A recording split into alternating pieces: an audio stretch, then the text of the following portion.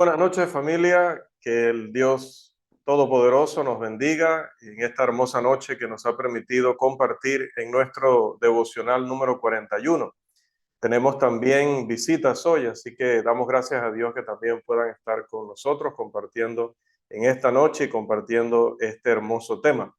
Hermanos, familia, hoy entramos a nuestra lección número 7 de nuestra serie de lecciones, pero el mayor de ellos es el amor, una serie que está basada en el mensaje de Primera de Corintios, capítulo 13, y que nosotros estamos analizando en cuanto a las características del amor, una por una, tanto en lo positivo como en lo negativo. Hoy nos corresponde analizar una cosa que el amor no es, una cosa que el amor no tiene, y es en nuestra lección número 7, el amor no tiene envidia. En Primera de Corintios 13:4 específicamente aprendemos que uno de los grandes atributos del amor es que no sufre y no contiene en su existencia, en su desarrollo, ni siquiera en su nacimiento, ni una pizca de ese sentimiento, de esa emoción negativa y de esa mentalidad dañina de la envidia. La envidia forma parte más bien de las características negativas del amor, por decirlo de alguna manera. La envidia tiene un parentesco con numerosas cosas indignas que los hombres deberían aborrecer, como ser malicioso, guardar rencor, ser celoso, tener mal de ojo. Pero hoy vamos a explicar qué queremos decir con esa frase. Y si no, reclámelo porque se me puede olvidar que tengo que explicarla. Etcétera. Todas las cosas que son similares a esa.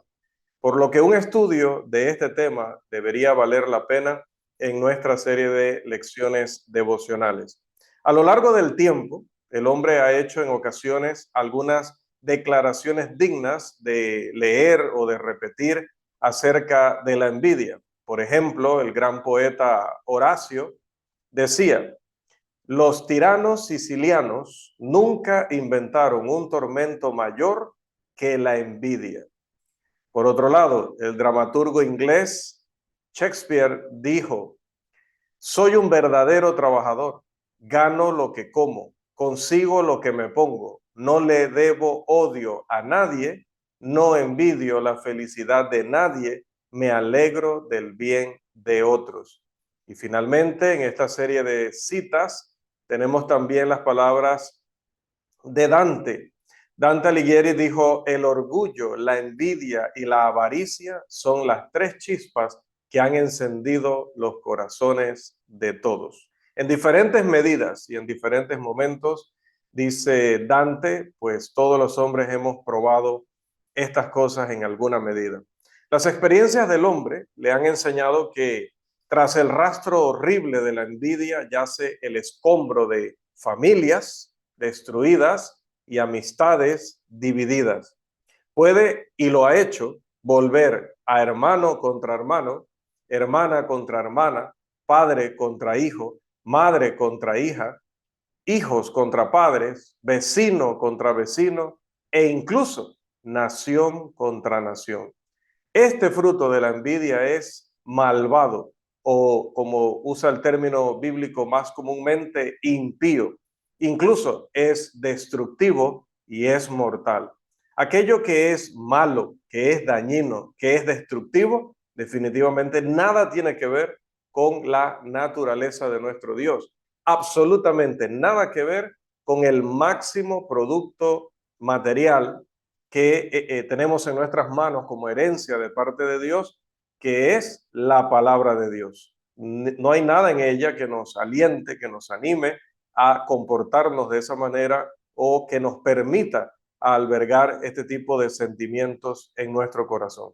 Debido a que la Biblia, la palabra de Dios, es la medida, el estándar, el único estándar con el que juzgar cualquier tema, lo que ella tiene que decir es más importante que todo lo demás. Como siempre recalcamos, más importante que nuestra opinión, más importante que la tendencia de la mayoría, más importante que el deber de cumplir con los propósitos o metas de mi familia más importante que mi opinión educada o académica, siempre va a ser más relevante y decisiva, va a ser determinante lo que la Biblia enseña. Así que cuando vamos a ella y nos vamos al principio, al libro de Génesis, y vamos al capítulo 4, leemos, como sabemos muy bien, que no vamos a leer en detalle, tanto porque es un tema breve, siempre los días jueves, como que usted conoce y yo conozco bien la historia, leemos acerca de la envidia que hizo que Caín odiara a Abel y finalmente lo matara.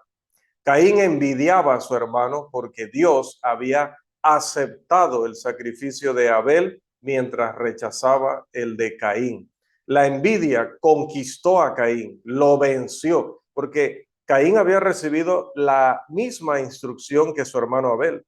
Tenían los mismos padres, obviamente tenían el mismo Dios y desde pequeños habían sido instruidos en la voluntad del Creador. De manera que dos personas que se crían en la misma casa, con las mismas circunstancias, con la misma enseñanza, aprendiendo del mismo Dios, pues uno de ellos llega a odiar o aborrecer a su hermano porque para él, o desde la perspectiva de él, Dios estaba teniendo preferencia. No, Dios no estaba teniendo preferencia.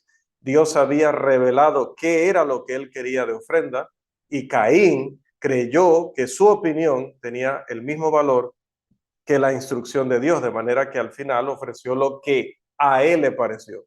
Por supuesto que aquel que por oír la palabra de Dios creyó y actuó de acuerdo a lo que Dios dijo, fue acepto. Y aquel que oyó pero no creyó y desobedeció y reemplazó el mandamiento de Dios, definitivamente que iba a ser rechazado. Pero bueno, la envidia conquistó su corazón y lo llenó o produjo en él un odio a tal grado que dice la escritura que él mató a su propio hermano. Abel no había hecho nada malo hacia Caín, no le había causado ningún daño. El fruto de la envidia aquí se ve claramente. El apóstol Juan, hablando de este caso, nos dice en su primera carta, en el capítulo 3 y el versículo 12, no como Caín, que era del maligno, y mató a su hermano. ¿Y por qué causa le mató? Porque sus obras eran malas y las de su hermano justas. Obviamente las justas reciben el elogio y la alabanza, la aceptación, y todo lo contrario para las obras malas. El apóstol Juan aquí utiliza un término en griego para decir mató a su hermano, que significa, entre otras acepciones, significa cortar el cuello, degollar, no como Caín, que era del maligno y mató a su hermano. Vemos nuevamente la lección de la envidia en el arresto de Jesús. Cuando Mateo escribe sobre el juicio de nuestro Señor, cuenta la ocasión en que fue llevado ante el gobernador de Judea, Pilato. Afirma que Pilato sabía por qué los judíos habían arrestado a Jesús. En Mateo capítulo 27, versículo 18, porque sabía que por envidia le habían entregado. A causa de la envidia, a causa de los celos, a causa de una rivalidad desmedida y enfermiza, los judíos habían arrestado a Jesús para que fuera juzgado y fuera ejecutado en la cruz. Una vez más, vemos el amargo fruto de la envidia. En el libro de Samuel también vemos la envidia que el primer rey de Israel tenía hacia un muchacho, hacia David. Dice el primer libro de Samuel, capítulo 18, los versículos 8 y 9, y se enojó Saúl en gran manera y le desagradó este dicho y dijo, a David dieron 10,000 y a mí 1,000, no le falta más que el reino.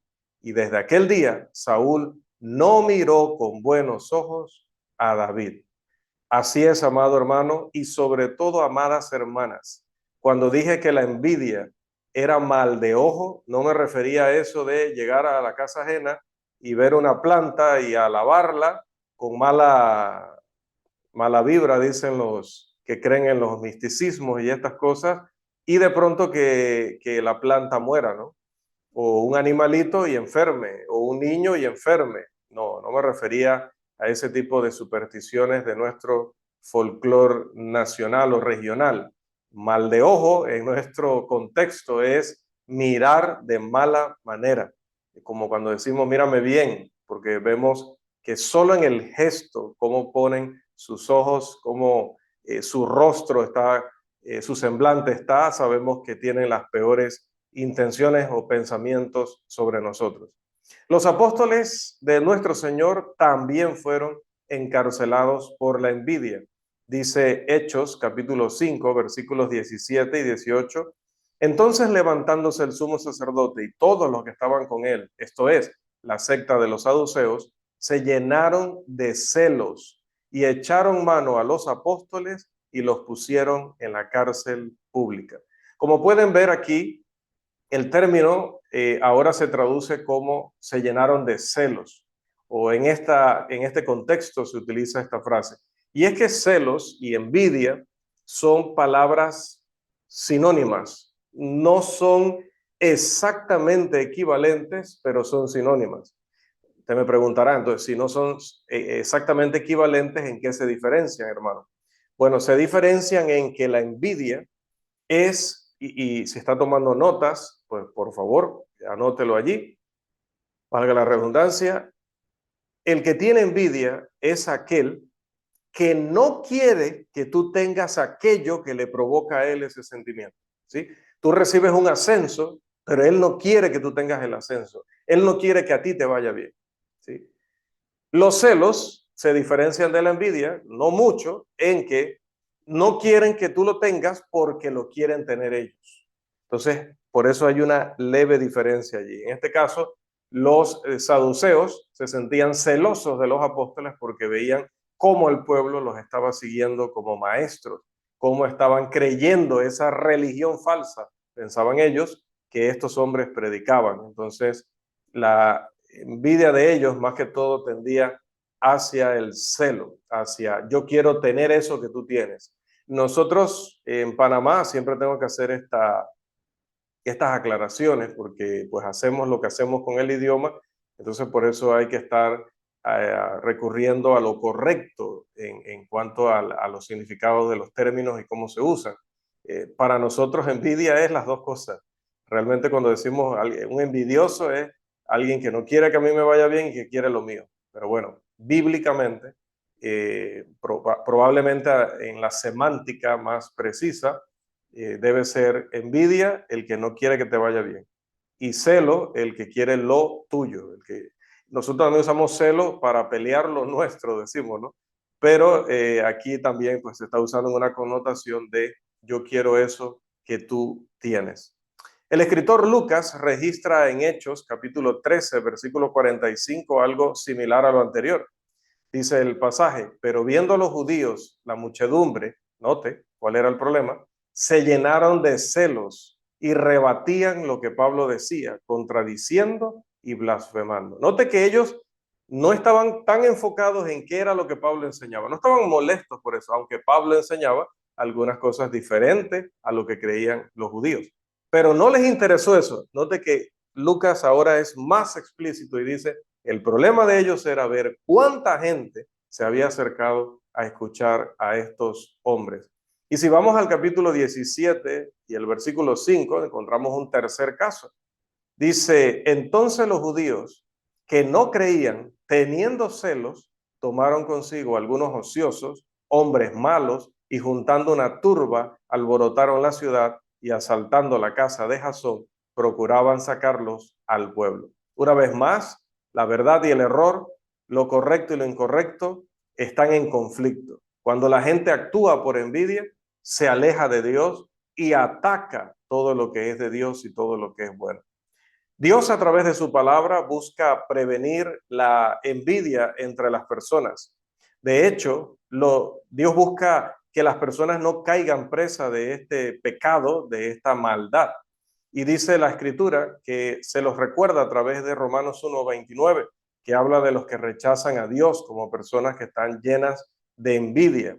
También a través de Tito 3:3, que nos dice que algunos permanecen en la malicia y la necedad, características también de la envidia. También en Primera de Corintios, cuando leemos a través de toda la carta sobre los celos, la envidia y la contienda que estaban siempre presentes en esta congregación. También lo recuerda Dios a la humanidad, a la iglesia a través de Santiago, capítulo 3, versículos 14 al 16, donde nos recuerda que hay ambientes, hay lugares donde reinan los celos y la ambición egoísta, y donde esas cosas están, está todo tipo de maldad. Note que la envidia, en esa diferencia que les hablaba entre envidia y celos, tiende más a lo que es el egoísmo. No me interesa si yo lo tengo o no lo tengo. Lo que me interesa es que tú no lo tengas. Simplemente.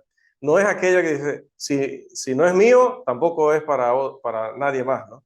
No, esta es de, no quiero que tú lo tengas. ¿Por qué? ¿Lo quieres para ti? No, no me interesa, pero no quiero que tú lo tengas. Es que te veo feliz, te veo realizada o te veo realizado y eso no lo quiero. Entonces, note que definitivamente la raíz de la envidia es el egoísmo, ese del que habla Santiago. Y también a través de Romanos 13, Dios nos dice a los cristianos que no debemos caer presa de la envidia, sino que debemos desechar todo lo que sea malicia y envidia. Romanos 13:13, Primera de Pedro 2:1 y Segunda de Corintios capítulo 12, versículo 20. Hasta los predicadores debemos cuidarnos de no hacer nuestra labor, nuestro ministerio con envidia. Como le dijo el apóstol Pablo a los filipenses, la carta que estamos estudiando en la semana, y ya pasamos por aquí, versículos 15 al 17, pero vamos a recordarlo para ir cerrando ya nuestro tema esta noche. Algunos a la verdad predican a Cristo por envidia y contienda, pero otros de buena voluntad. Los unos anuncian a Cristo por contención, no sinceramente, pensando añadir aflicción a mis prisiones, pero los otros por amor, sabiendo que estoy puesto para la defensa del Evangelio. Les recuerdo, porque es importante que repitamos una y otra vez para que se nos quede allí, que el término que Pablo utiliza aquí para decir contienda es un término que en griego se refería a la promoción de cuestiones políticas y precisamente ese tipo de campañas donde se trata de que obviamente el otro candidato no obtenga el apoyo, no obtenga la buena voluntad, no obtenga las mejores opiniones de otros. Entonces hacemos todo lo posible para que eso no sea, o hacen los que están involucrados en estas cosas, todo lo posible para perjudicar la imagen del otro y que no pueda ganar. Ese es el término que Pablo utiliza para referirse a lo que también a veces sucede dentro de la iglesia del Señor, cuando no estamos gobernados por el amor perfecto del que habla la palabra, sino por la envidia.